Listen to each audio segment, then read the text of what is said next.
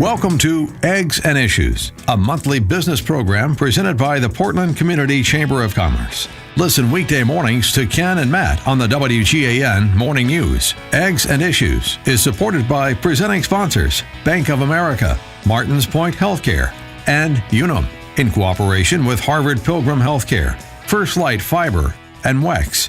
And now, please welcome Portland Community Chamber of Commerce President Jack Lufkin.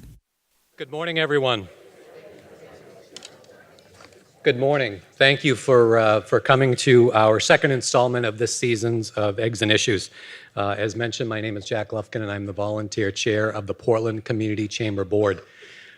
We wanted to take this Eggs and Issues and highlight two of the referendum questions that are going to be facing Portland voters on November 7th.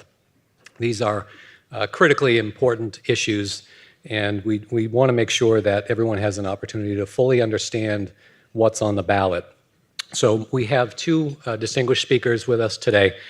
We have Brit Vitalius of Vitalius Real Estate Group and Dana Totman of Avesta Housing. Britt is going to talk to us about particularly the rent control issue, and he's been very involved with the Say No to Rent Control campaign. And Dana, of course, is the president and CEO of Avesta Housing, and he's going to talk to us about the ramifications of the zoning ordinance.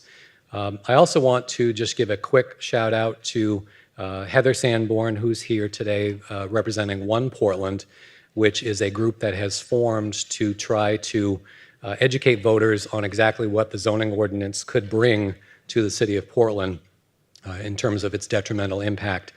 She, along with Jess Knox, has formed this group. So if you want to know more about One Portland, there is information on your table. There's a little one-pager that's been handed out, and they do need the funds to help educate folks about this issue. So moving on to the sort of the more standard part of my remarks. You may have read in the Portland Press Herald this week that they are doing a 12-part series highlighting portraits of new Mainers. We are excited about these stories, and they'll be shared. As we learn more about these new Mainers who are moving to our city and our state as our neighbors and colleagues, the Chamber is going to do its part as it will help to integrate our newest residents into our business community. We are currently working on a few initiatives which we are able to share with you over the next few months. We're also reaching out to immigrant businesses and looking for ways that we can collaborate and help support this growing segment of our business community. We'll have much more on this initiative soon, so if you haven't already, please sign up for the Chamber's Events and Advocacy newsletter. There are two different newsletters there, and you can sign up for those at portlandregion.com, or you can email issues@portlandregion.com. Tonight, we also want to highlight that Propel is the sort of young professionals group of the Chamber, and they are working with the Junior Achievement of Maine at their Jam Fest. And that's being held tonight at the Portland Club. And they're celebrating, this is the third annual Jam Fest. And you can enjoy local beer, good eats, and networking while learning about volunteer opportunities and the answer to the ultimate question, are you smarter than a Junior Achievement fifth grader? I'm pretty sure I know where I'm going to stack up. The event is free, but donations are welcome. Junior Achievement is just a fantastic organization, and Propel is as well, and we hope that you guys can support them all at the Portland Club tonight.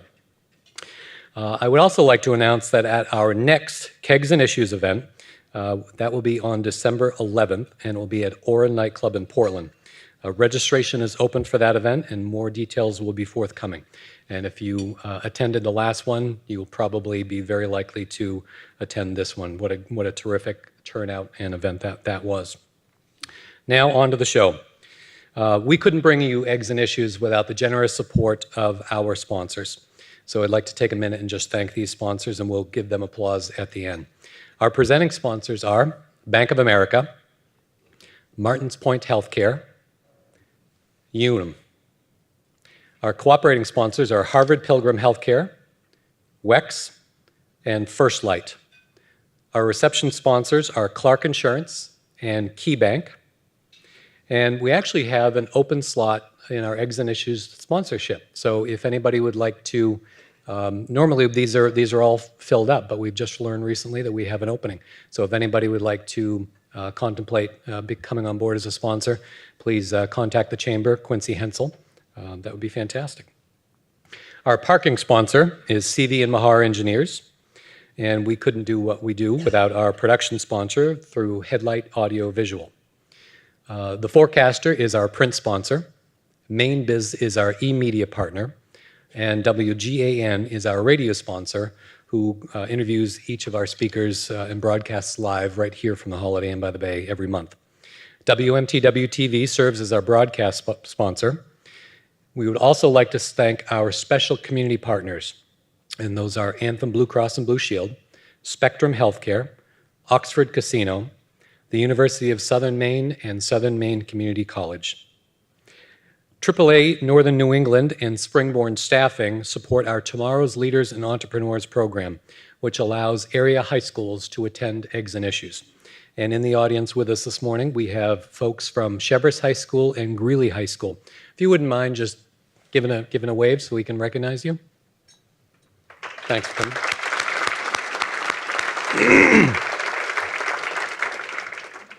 Baker Newman and Noyes sponsors our Community Corner program, which allows area nonprofits to promote their organizations at Eggs and Issues. This month, we are highlighting Avesta Housing and all the work they do in our state. Avesta Housing is a nonprofit affordable housing provider with over 40 years of experience as a leader in affordable housing development and property management in Southern Maine and New Hampshire. The organization is headquartered here in Portland and has 3,600 residents in more than 80 projects and 2,500 apartments.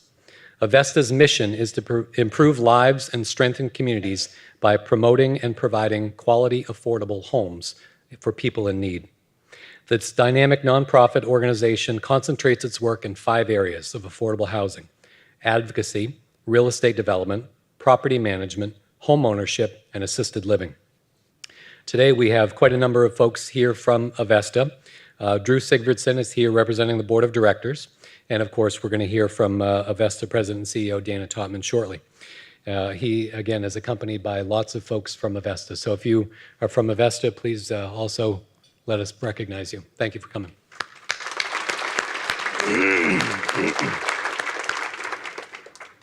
An important part of Eggs and Issues is recognizing all of our new chamber members each month, and we do have a number of folks.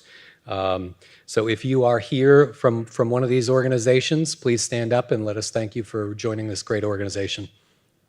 Anyone? Nobody wants to stand up. Well, thank you anyway. Thanks.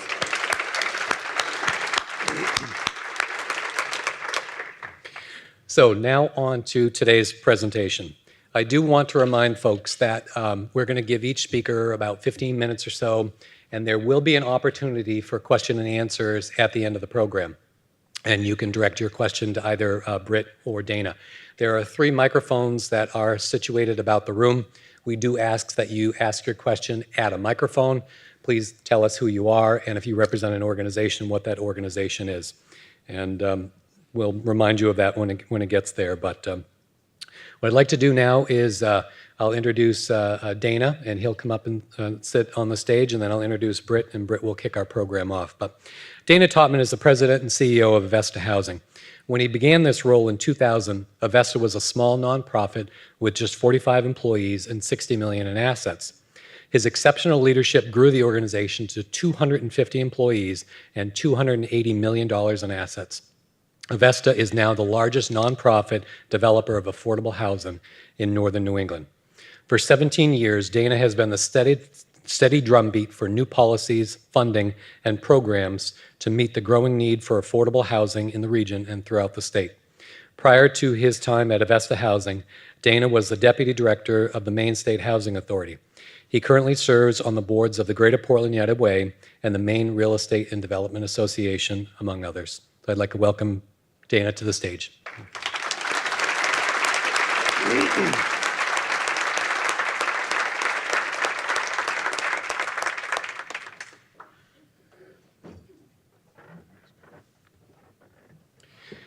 And for our first speaker, Brit Vitalius. Britt represents Vitalius Real Estate Group. He is the founder and designated broker and has been representing buyers and sellers of multi-unit investments since 2004.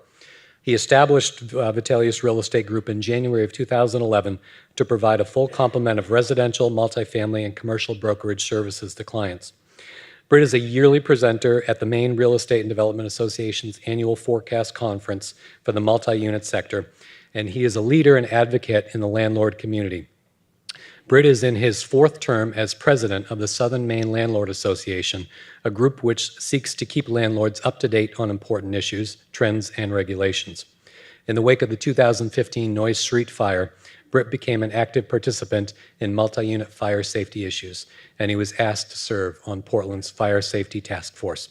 And he's here today to talk to us about the current rent control issue on the Portland ballot. So I welcome Britt to the stage.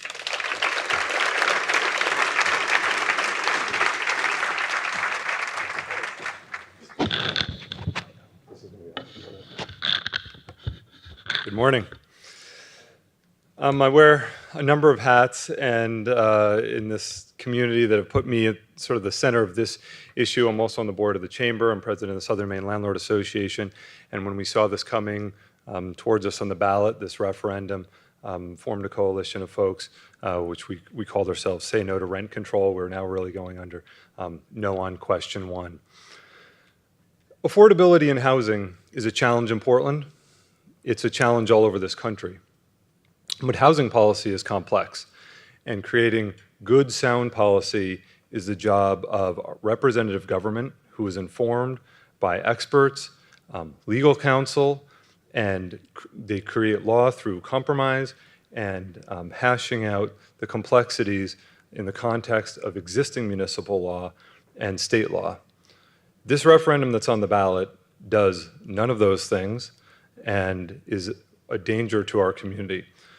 What I'd like to do today is go through the ordinance. It's fairly complex. I'm going to go through it fairly quickly so that you feel like you understand it better and can help educate our community and make sure this is defeated. Basically, this ordinance doesn't do what they say it will do. What it's not just for large owners, as they have said.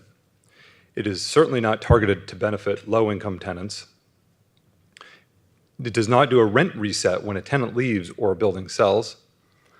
And it is not just about rent control.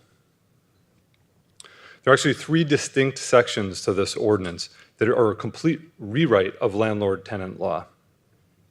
And this is what is not clear. It sounds like it's just about rent control, and the title fair rent seems reasonable. So our challenge as a campaign is making sure people understand. We're essentially fighting a slogan. We're fighting the concept of fair rent, because we're not fighting fair rent. We're fighting the idea that this ordinance will provide a solution to fair rent. So what's really in the ordinance is an aspect on rent control that covers units owned by a landlord who owns more than 5 units in the city. So already we can see there are going to be some challenges. It's not certain types of buildings. It depends on the ownership. So if Quincy owns 6 units, a 3-unit and a 3-unit, but then sells one of her 3 units to Jack, suddenly those units which were covered under the rent control portion are now not covered. So it would be confusing for the community. It's confusing for the tenants, whether they're even living in a rent-controlled unit. And it completely alters eviction law. And this aspect covers all units in the city except owner-occupied 2 and 3 units, municipal housing authorities, and new construction that was built after January 1st, 2017. So the proponents of this are saying, oh, it only covers the big landlords. Well, that's not true. The eviction aspect covers just about everyone. And finally, it creates this volunteer rent board with expansive powers. I'm going to talk quite a bit about that board today. So I'm going to start with number 3, the board. So you've got a little sense of the context of what this board is composed of and what they're going to be responsible for. As I just said, the majority of units are going to be under the jurisdiction of this volunteer rent board. They are going to be in charge of 18,000 units in the city of Portland and 3,000 owners. This board is going to be composed of 1 landlord, 4 tenants, and 2 others. This is actually what it says. It is a recommendation, so the proponents of this will say, oh, it's just recommended, but it is in the ordinance. The city shall take reasonable steps, but is not required to appoint to the rent board at least 1 landlord and at least 4 tenants who shall serve without compensation. So we're starting out with a 7-person volunteer board, 1 landlord, 4 tenants, responsible for 18,000 units. I'm concerned. So the rent control part, let's talk about how the rent control part works. There's sort of generation 1 of rent control that we all think we know from whatever we know about maybe New York City, where the rent just fixes and stays fixed, but then if the tenant leaves, it can reset. This is theoretically the next version of rent control, which is why they call it rent stabilization. Should be thought of as sort of rent control 2.0. Still rent control. So how does it work? So what's going to happen, I'm going to try and not get too wonky here, but I want you to understand basically what's going on. The base rent is set for covered units. So again, it's not with the tenants, it's with the units. That base rent is set on November 1st. Bear in mind the election is November 7th. The base rent is whatever the rent is that is charged for that unit on November 1st. And those units must be registered with a proof of the rent, provide a rental agreement, payment of receipt, or whatever. I don't know who we provide those to. There's nothing that exists. There's no database for this, and there's no board right now.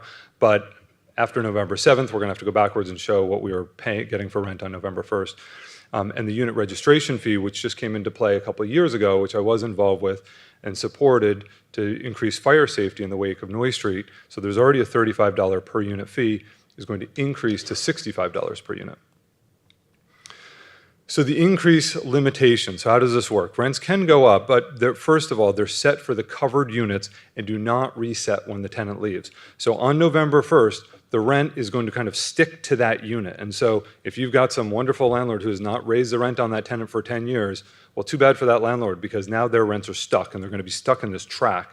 And the track is that the rents can be increased each year with CPI and with tax rate inflation, unless specifically permitted. So we're all going to sort of get locked into this track and then slowly climb probably 2, 3, 4% per year.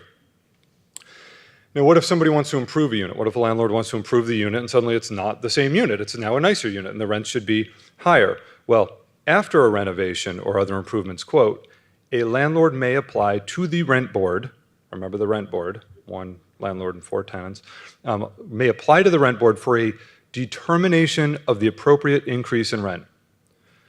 I can tell you, I know as much about this industry as anyone in this community. I have no idea what the appropriate rent is from building to building and unit to unit. Portland is a very idiosyncratic, nuanced town. We've got brick and we've got parking and different layouts and old and new and different neighborhoods and different streets. How this board is going to have any sense for what an appropriate rent is beyond me. And with all that, the hard cap on the increase is 10%. So you're going to get this increase for CPI, you're going to get another increase for the tax adjustment, and then whatever else you want for your improvements, you just did a $20,000 renovation on your unit, the total can only be 10%. So for all those improvements you just did, you're probably getting a 6-7% increase at best if the board allows it. So for example, a $900 unit for all that could only go up to $990. And I'm going to talk a little later, but have the image of sort of the most troubled buildings in the city that need renovation the most. They're just going to sit and continue to be neglected because no one can afford to go in and improve those units to go from 800 to 880, from 900 to 990, should the board allow it. And finally, the tenant can appeal an increase to the rent board, and this board of volunteers can impose fines on the citizens. The eviction portion is really troubling, and it's what was not mentioned when these folks were gathering signatures and is not really mentioned in the press or certainly any of their campaign. But what's really counterintuitive is that leases are prohibited from ending, which is really strange. It says, quote, no rental agreement may state nor may any tenancy established under such a rental agreement be terminated for any ground other than, and then it lists the reasons. The reason this is very significant is that lease termination is the primary tool landlords have at their disposal to protect tenants from other tenants. That when you have a nuisance tenant, it is extremely challenging to evict a problem tenant, a bad actor, for nuisance behavior, because normally it requires another tenant coming into court and testifying against the offending tenant. And that's not what they do. That's not what the young woman down the hall does when the guy is banging on her door and sending texts. One story I heard just last week, when the person upstairs is making so much noise they haven't slept in 3 days. It has happened to my tenants. Or when the drug dealer down the hall has too many friends coming and going and no one can figure out how to get them out. The primary tool for evictions is actually the fact that tenancies end. And without that tool, it is going to place our tenants at great risk.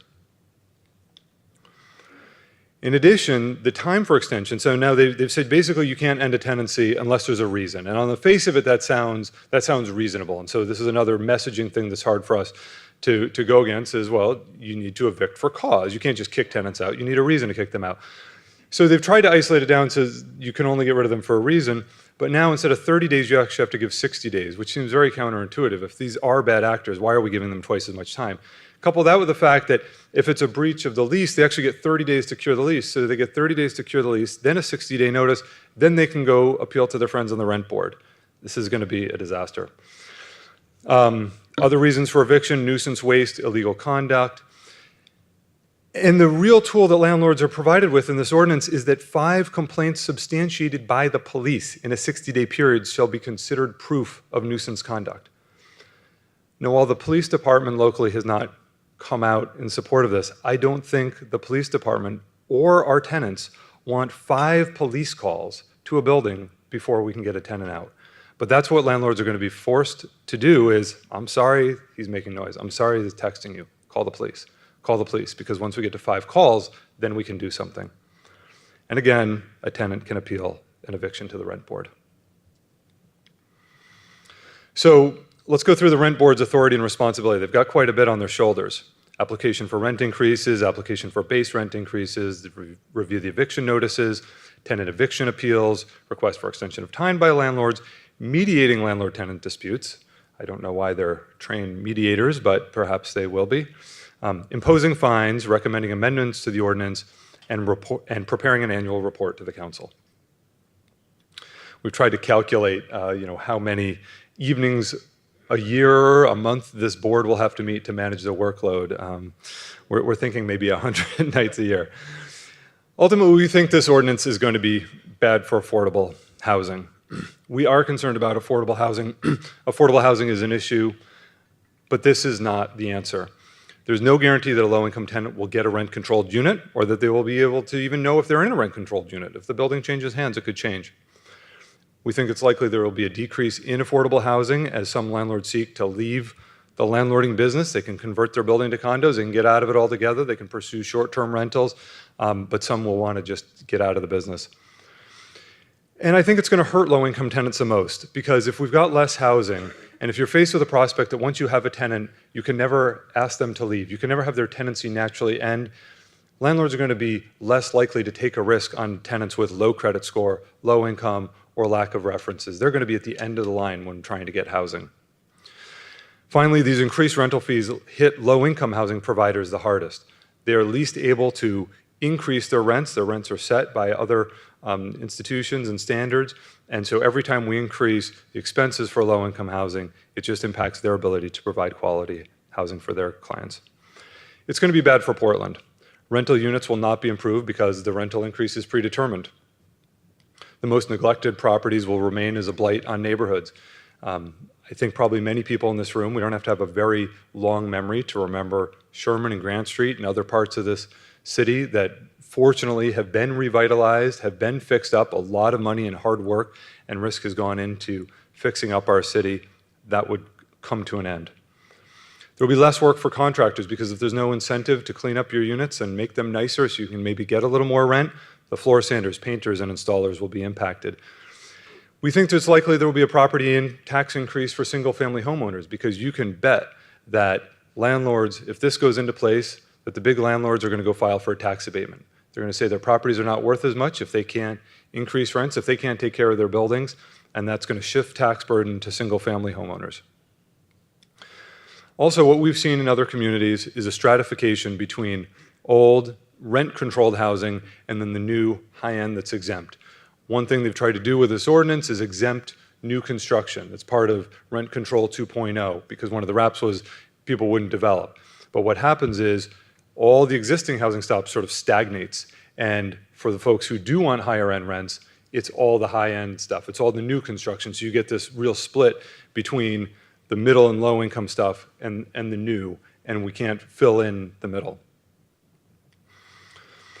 There are going to be some substantial legal challenges, and this goes back to my first point that this is just a bad ordinance. It's just badly written and not conceived of in the context of what's allowable under state and local law. Basically, the evictions will conflicts with state statutes, all the stuff they're trying to do with the evictions. And back when the city council was considering some similar proposals about a year and a half ago, the advice of corporate counsel was that, quote, under Maine law, a municipality does not have the authority to impose or alter the burden of proof or alter the writ of possession process for an FED action. What that means is this is already state law stuff, and you can't have the town come in and change what rights you have under the state law to evict a tenant. So we've got a legal challenge there. It seems to be pretty clear from all attorneys I've spoken to that you cannot have a lay board imposing fines on its citizens. It's against city law and state law. You just can't do it. You can't have, I cannot impose a fine on Jack Lufkin. It's just not how our system works. So without that power, I don't know what enforcement mechanisms our rent board will have.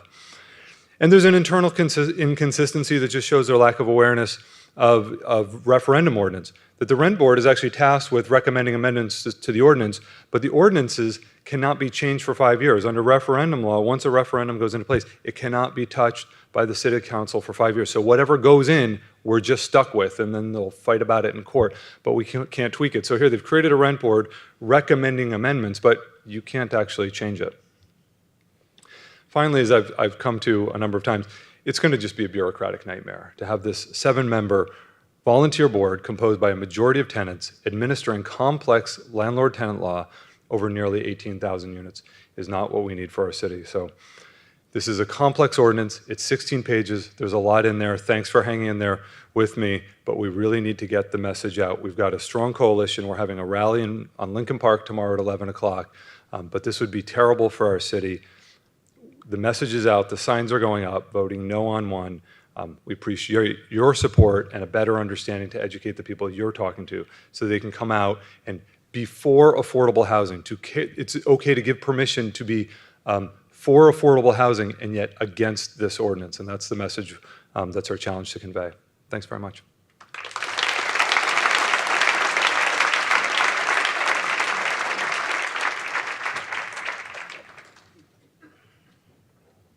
And next, I would like to bring up Dana Totman.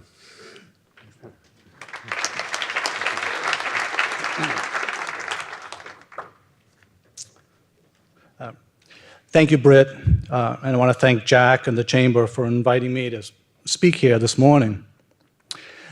Before I launch in to my review of Portland Question 2, I want to take you back to where this question really began. And it began on 45 acres of open space in Portland known as Camelot Farms.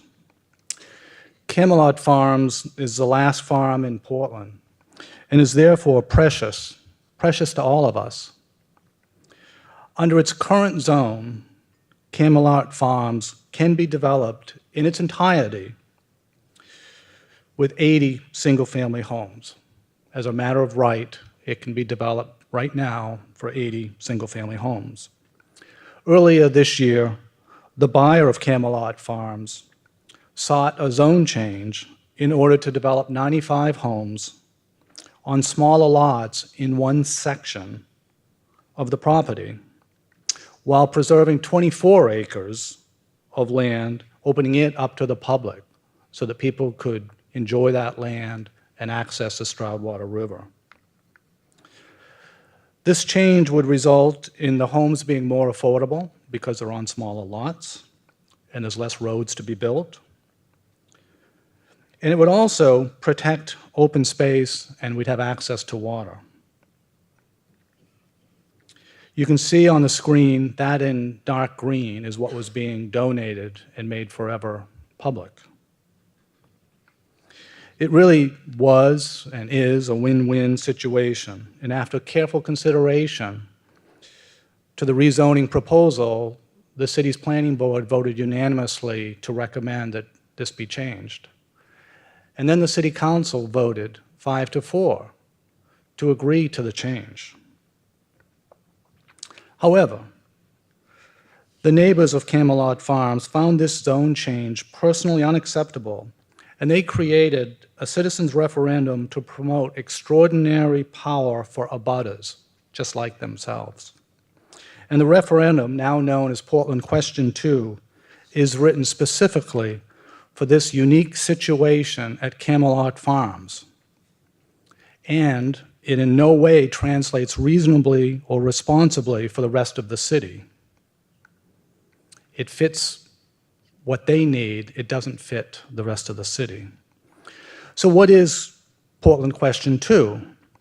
Well, unlike Question 1, which is lengthy and convoluted, Question 2 is quite simple. 25% of registered voters who reside or own property within 500 feet of a proposed zone change can file a written objection to block that zone change. That's 25%, 500 feet. Unless the developer then seeking the zone change reaches out to 1,000 feet and gets 51% of those registered voters to take his or her side. But in other words, 25% of voters living in a very tiny proximity to the property have unprecedented power over what in every other city in the country is a community-wide decision. Only in Portland might we cede this authority, this process, to a handful of abutters. So why are changes to Portland zoning important and necessary? Why do the zones have to be changed? Well, first and foremost, zoning is never meant to be a static set of rules. Zones are meant to be fluid and evolve as the needs of the city evolve. And when you think about the needs of a city, you know they evolve over time. Our lives change. Think about our breweries and our tasting rooms, for example. While we now take them for granted as part of the Portland landscape, they are in fact a relatively new addition to the world we live in. And we had to change the zoning to allow them. The same is true for food trucks and sidewalk cafes. The zoning didn't anticipate these types of uses. And while the way we live, work, and play has changed a lot in the last few decades, here in Portland, our zoning is approximately half a century old. That's when Portland's zoning ordinance was written, 50 years ago. Zoning simply can't keep up with, and hasn't kept up with, our way of living. Therefore, zones often need to be requested to change. Well, I can go on for quite a while about how bad this referendum is. I'm going to stick to the top 6 reasons why Portland Question 2 would be a disaster for Portland and its residents. Reason 1. This referendum creates an undemocratic process whereby a public process and community input are eliminated. A small minority, sometimes only a handful of people, can block a zone change. Even if 80% of us feel a zone change is needed, and even if the city council votes unanimously to change a zone, a handful of abutters can overrule the majority of our community. Reason 2, Portland Question 2 impedes development that is needed. As I mentioned, zoning is sometimes essential to develop necessary businesses and homes, and slight changes are often needed. I can speak firsthand to the fact that much needed affordable housing in Portland frequently requires a zone change. We have done this time and time again. Most affordable housing in Portland is created through a zone change. Let me give you an example. Avesta Housing in Preble Street recently opened Houston Commons. We're very proud of this. It's a housing-first building that provides safe, affordable, and supportive housing for 30 formerly chronically homeless adults. The development is on Bishop Street in the Morals Corner section of Portland. It, like our other housing first developments, Logan Place and Florence House, literally save lives and get homeless people off the streets of Portland. We think it's a noble cause. Houston Commons sits on a parcel that originally had 3 different and competing zones running through it. One lot of land, 3 little zones running through it. We asked the city, might you change this to one zone? And if you did, we could then build Houston Commons, which we know you want us to do. So the city considered that request, and they voted unanimously, 9-0, to make the change. And we went forth and built Houston Commons. However, if this referendum had passed prior to the completion of its Houston Commons, the registered voters who live or own property within 500 feet could have killed the development. There you see 500 feet from our development. You see many houses? No. There's a handful of houses on the right-hand side of the circle. And so we've gone and counted how many voters live in the houses within 500 feet. So there are 30. So 8, 1/4 of 30, could kill our development. Is that democratic? So that would have killed the development, and we would have experienced a serious tailspin. But we could have gone out 1,000 feet and sought to get 51% to then take our side. So what does 1,000 feet look like? There's virtually no houses there. So there's not a whole lot for us to work with in getting voters to take our side. There are businesses. There's McDonald's, Happy Tails, Evo Rock Gym, and numerous other businesses, car washes. But what if the owners of those businesses live in Westbrook or South Portland or Scarborough? Do they get a say? Don't know. The referendum language is simply unclear. I've spent the last 3 decades of my life fighting against NIMBYism, and this policy change will be the single most powerful weapon the NIMBYs have ever had. Moving on to reason number 3. The passing of Portland Question 2 would obstruct responsible growth of the city. The city of Portland worked tirelessly with thousands of residents and businesses to develop a comprehensive plan that includes focus on open space, on affordable housing, on access to water, and has other priorities. However, the small group of abutters will constantly override the desires of an entire community. Reason 4, like question 1, Portland Question 2 creates legal challenges. It is poorly written and vague. It usurps legislative authority. As you saw, 8 abutters could trump 9 city councilors elected by all of us. And what if the city, not the developer, requests a zone change? And who are the registered voters? And what if the neighbors aren't registered to vote? And are voting records really up to date? And are they really in sync with who lives in the houses? And what about the businesses? We just don't know. What if the business is owned by a 6-person partnership? All 6 vote or none? Or if 2 live in Portland? Who knows? So this legal ambiguity will be costly to property owners and residents in the city of Portland. Reason 5, there will be a large negative economic impact. The zoning changes that cleared the path for cold storage development will be at risk if this referendum passes. That means up to 1,000 jobs coming to the working waterfront will disappear in a flash. Maine Med's $500 million expansion inevitably will require some slight zone adjustments, and it will inevitably irritate some neighbors.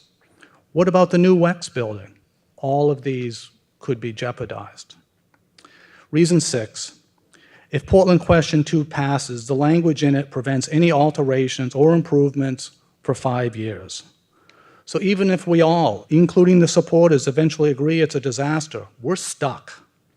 5 years of limited development and 5 years of a bad ordinance can cripple this city. So in summary, this ordinance is bad for responsible development. It's bad for the economy, it's bad for the city, and it's bad for democracy. But we do all have the power to prevent this referendum from taking effect. Here's 3 things that we can do. 1 is we can go to the polls and vote no on question 2. 2, we can educate our friends, neighbors, and staff to vote no. The pro-question 2 team is marketing the heck out of their side. Knowledge is power. We need to educate everyone on what this question really is. Item 3, we can donate to One Portland. This is a well-organized group working hard on behalf of all of us to defeat this ill-thought-out referendum. Their website is www.oneportlandmaine.org. So I live and I work in Portland. I really love living in this city. It is a great city. I enjoy walking to work every day. I enjoy participating in community events. Everybody's trying to make this a better city. And so I take the health and the future of the city personally and seriously.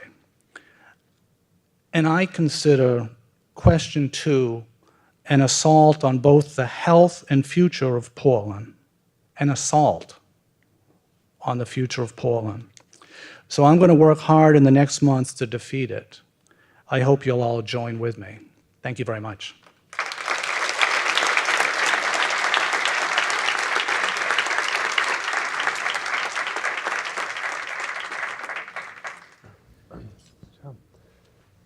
Go ahead. So I guess Jack's going back up. Just to remind people that we have microphones set up around the room, and please direct your questions to the stage. Tony? Good morning. I'm Tony Payne, now of Memic. 8 convenient locations from Maine to Florida. And very proud to be returning $21 million as an insurance dividend to 18,000 employers in Maine. That's my Memic moment. Obviously, this is bad public policy. And everyone here has a stake in it because we all live in this economy. But letting people know how you're going to vote is also important. So I guess, Dana, I've got a question because you're smack in the crosshairs of question 1 on rent control. What does that mean to Avesta, and how are you going to vote? I'm going to vote no on question 1.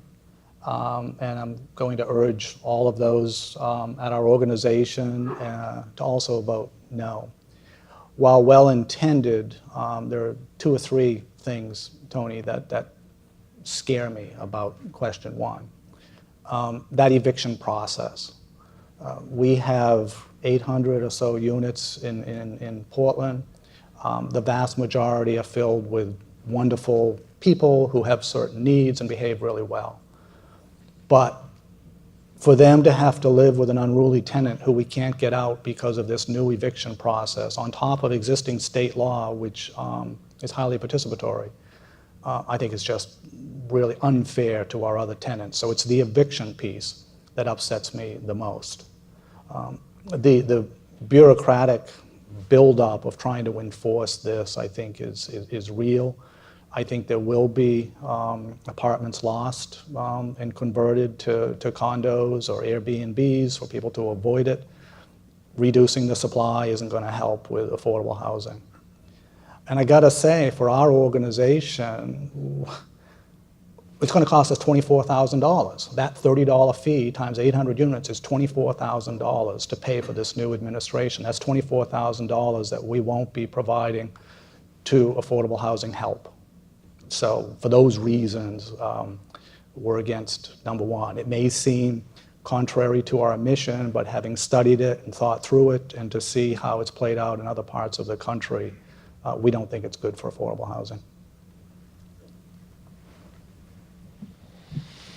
Rick Snowmain, indoor karting, and for those that don't know, I'm from Yarmouth, and you're probably wondering why I'm standing up to speak about this. Well, surreptitiously last month, an item was added to our town council meeting in Yarmouth, which is question 1.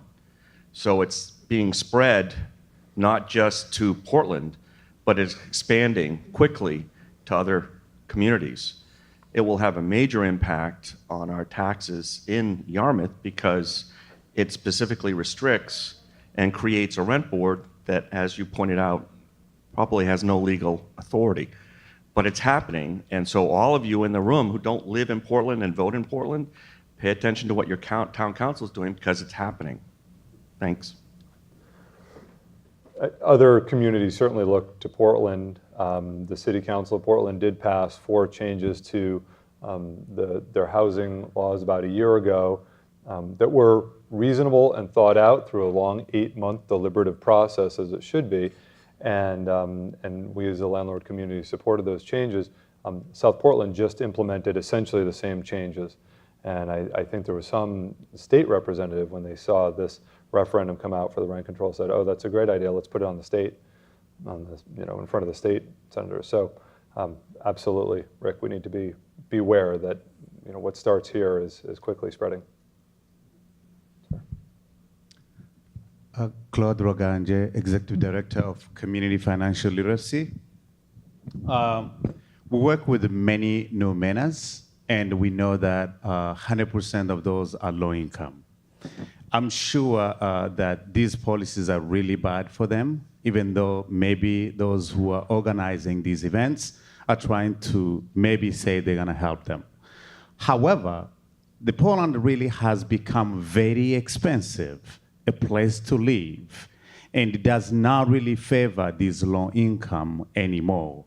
Other than the affordable housing, the market price for a 2-bedroom apartment in Portland is really, really expensive, and it forces them to actually go outside Portland to live, where we don't even have a transportation.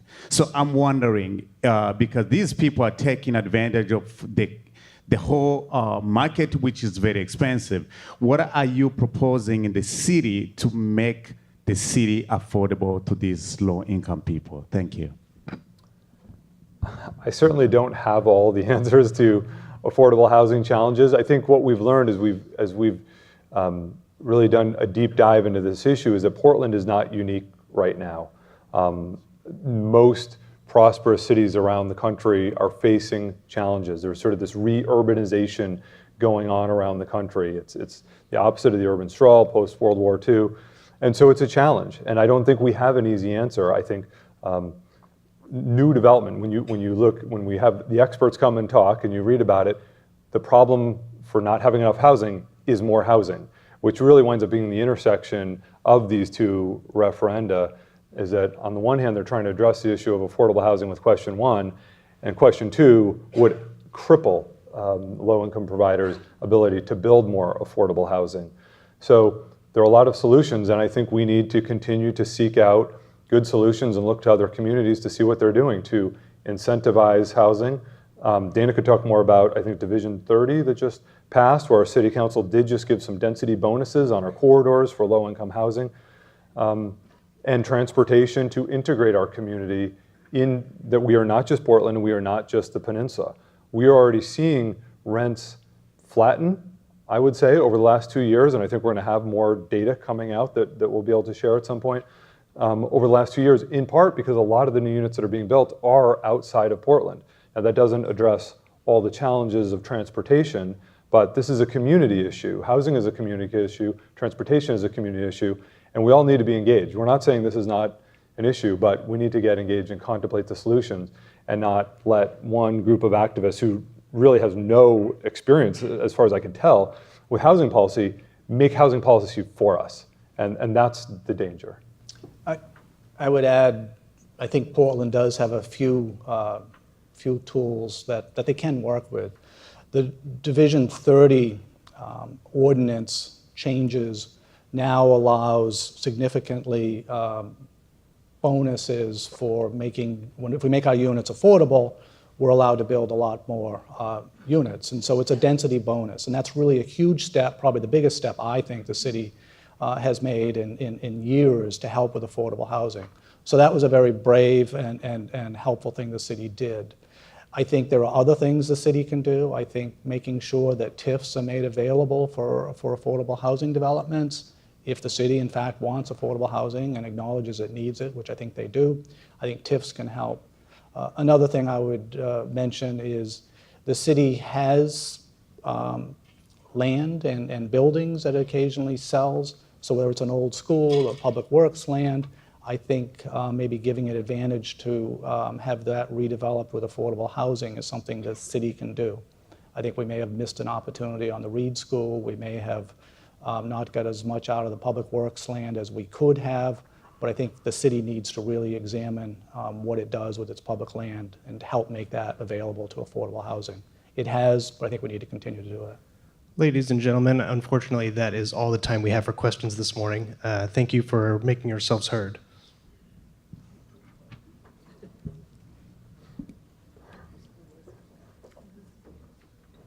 Caught us all by surprise. Well, I do want to thank both Dana and Britt for being here with us today. As is our custom with the Portland Community Chamber, we're going to be making a donation to Avesta Housing on their behalf today. So let's join me please in a round of applause for our two speakers today.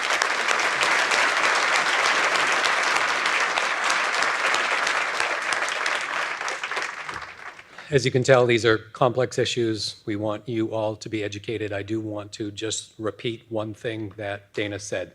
The cold storage facility that we hosted an Exit Issues about, that there has been millions of dollars, both state and local, preparing for, that has already had its petition filed. 150 residents in the West End have already said, we wish to block that. So this is going to have real and immediate consequences. And the language is so innocuous. Basically, do you want to increase or improve citizen involvement? It's very misleading. So please do educate friends and family about this particular topic. So there's my chamber moment. So, so as always, you can always stay up to date by connecting via Facebook, LinkedIn, YouTube, or Twitter, and stay tuned to the Chamber's website for a video of this morning's Exit Issues. Next month, a very exciting program, we will be welcoming Don Perkins of the Gulf of Maine Research Institute. Don will be discussing climate change, aquaculture, and Casco Bay's economic potential, as well as giving an update on Focus Maine's continued efforts. I want to thank you all for coming, and we will see you all on November 15th. Thank you.